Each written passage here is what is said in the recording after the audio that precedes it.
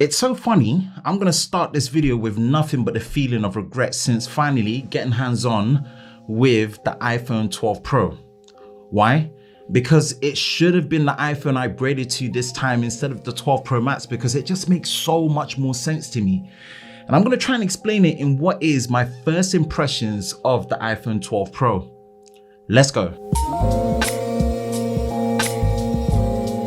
Hi, Ben from Lover of Tech. If you enjoy videos like this and you're new to the channel, make sure you hit that like button, subscribe, hit that notification bell so you're part of Team TLS Tech Lover Squad so you don't miss any future videos on the channel. First, I have to give a big shout out to Vodafone UK for supplying the iPhone 12 Pro for testing and review. Check the links in the description below for all the latest deals that you'll find on the iPhone 12 Pro on Vodafone UK. The support from them on the channel has been phenomenal, and I really appreciate them sending out these handsets for testing and review.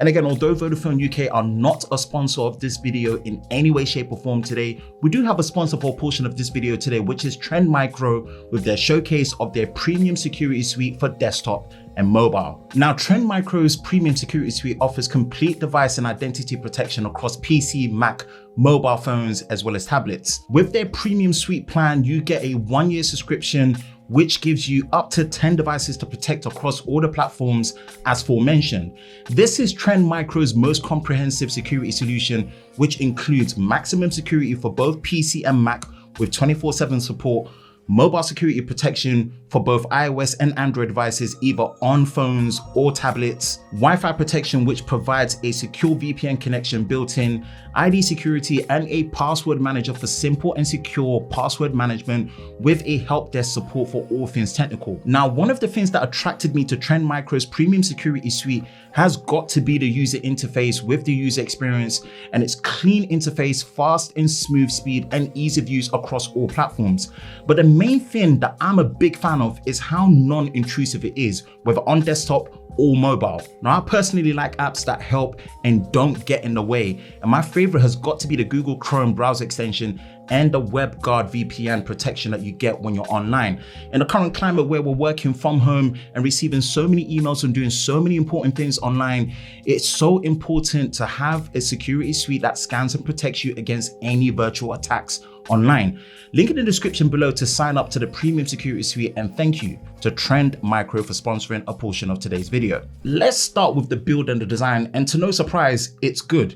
If you've not watched my iPhone 12 Pro Max first impression and full in-depth experience review, then I highly recommend and suggest you do so and watch it, because a lot of the thoughts there are naturally going to translate to this 12 Pro, but with some changes that favor the 12 Pro a lot more. And I'm rocking the same Pacific blue color, and I still love the fact that the matte finish at the back is still one of my favorite finishes on any smartphone so far. I still dislike the glossy finish of the frame with the stainless steel, and I wish it was brushed and matte like what you find with the iPhone 12 and the 12 mini.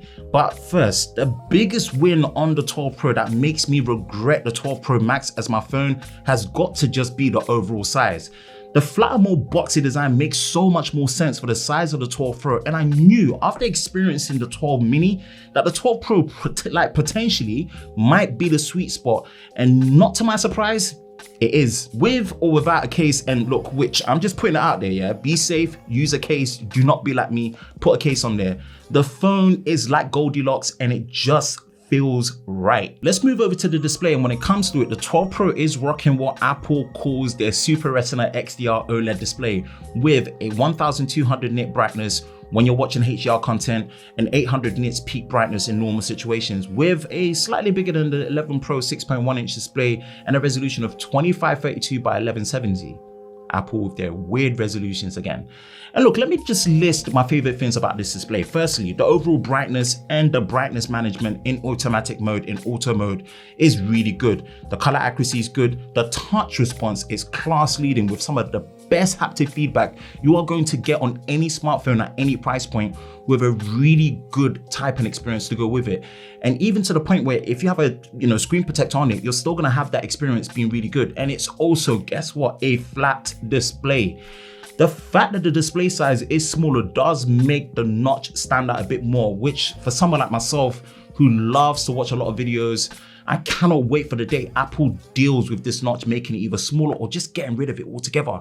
But The biggest one for me has to be the lack of any high refresh rate either at 90Hz or 120Hz for a flagship phone at this price and time is definitely a miss one. And yeah, of course, it's a good 60Hz display panel, right? It's probably the best 60Hz panel on site.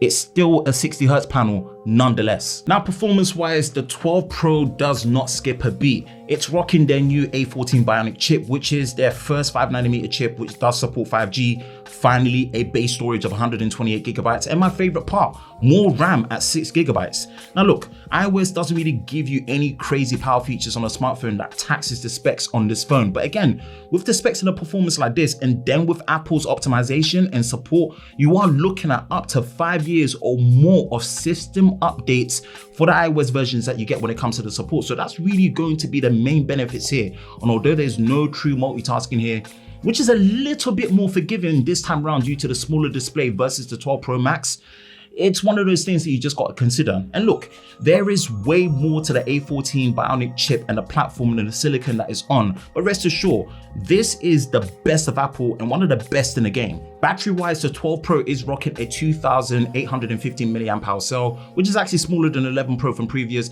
but it does support ever so slightly faster 20-watt charging with no charger in the box this time, which I've discussed in lengths about and even made videos on it. So definitely go check it out in the cards above and the links in the description below. There is wireless charging here with MagSafe, and there is no reverse wireless charging, just putting out there. Now look, I've already had the chance to do a full charging test video on the 12 Pro, so definitely go check that out as well and see the charging performance and the time that it takes. And I'm gonna need more time with this 12 Pro to have a full verdict of the battery performance in my full review to come, but so far, it seems okay. Now, to no one's surprise, with a new iPhone each year comes a new version of iOS, which this time is iOS 14.